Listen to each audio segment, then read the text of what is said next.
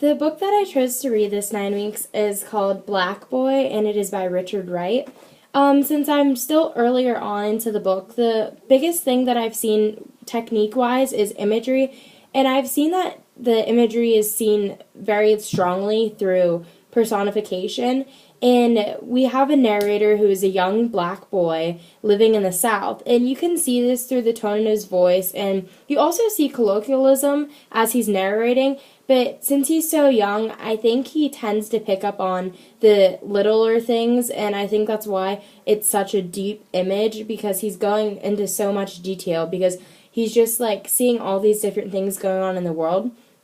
And I think that Richard Wright uses his imagery to kind of set up the story and kind of show you where the story is happening at, show you that it is a younger character describing this, that the things that he's seeing is through his views. And I actually want to read a line that shows both personification and the strong imagery in this novel, and it's the first line. One winter morning in the long ago, 4-year-old days of my life, I found myself standing before a fireplace, warming my hands over a mound of glowing coals, listening to the wind whistle past the house outside. I'd like to note that the highlighted line that I underlined was wind whistle. And I think you get this sense of, like, you see the winter, because you see it's very cold, and you have this wind, and because the wind is so strong, it's almost whistling in this 4-year-old's eyes and in his ears, and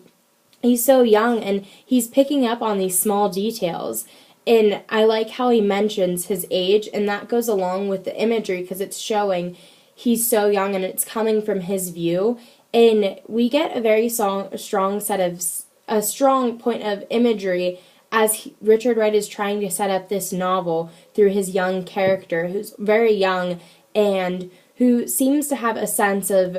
he seems to have very strong senses. He's picking up on these small things, and I think that Richard Wright uses that in a good way to start off his novel, because it's setting up what we're going to see beyond.